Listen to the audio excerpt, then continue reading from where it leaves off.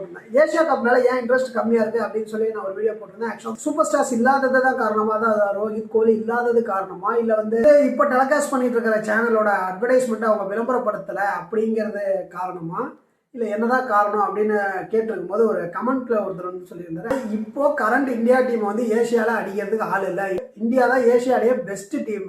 அது ஒரு விதத்துல உண்மையும் கூட தான். பட் ஆனால் அதை வந்து 100% உண்மைன்னு வந்து நம்ம சொல்லிட முடியாது.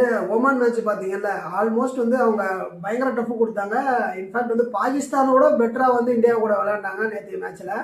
ஸோ வந்து அந்த டே பொறுத்து தான், அந்த டே வந்து பேடாக இருந்தால் எவ்வளோ பெரிய டீமாக இருந்தாலும் எவ்வளோ சின்ன டீம்கிட்ட கூட தோக்கும். பட் ஆனால் வந்து இன்ட்ரெஸ்ட் கம்மியாக இருக்கிறதுக்கு காரணம் வந்து இந்தியா வே மோர் ஸ்ட்ராங்கர், பெஞ்ச் மார்க் கொஞ்சம் அதிகமாக ஹையாக தான் இருக்குது. இந்தியாவோட ஸ்டாண்டர்ட்ஸுங்கிறது வந்து ஓரளவுக்கு உண்மை தான் comparative to all other Asian team. So இப்படியே போயிட்டு இருந்துச்சுன்னா அந்த டாப்பில் இருக்க டீம்ஸ் கூட ஆட மட்டும் தான் நம்மளுக்கு வந்து கியூரியஸாக இருக்கும் போல. England, Australia, south Africa, New Zealand, இவங்களாம் நிறைய ட்ரை சீரிஸ் இருந்துச்சு. India, Sri Lanka, New Zealand, India, Australia, Sri Lanka, இந்த மாதிரி நிறைய ட்ரை சீரீஸ், அப்புறம் 4 டீம் சீரீஸ், இந்த மாதிரி மேட்சஸ்லாம் இருந்துச்சு. இப்போலாம் அது வந்து இல்லாததுனால மேபி, பட் ஐசிசியா இந்த மாதிரி மேட்சஸ்லாம் கொண்டு வர மாட்டேங்கிறாங்கன்னு தெரியல.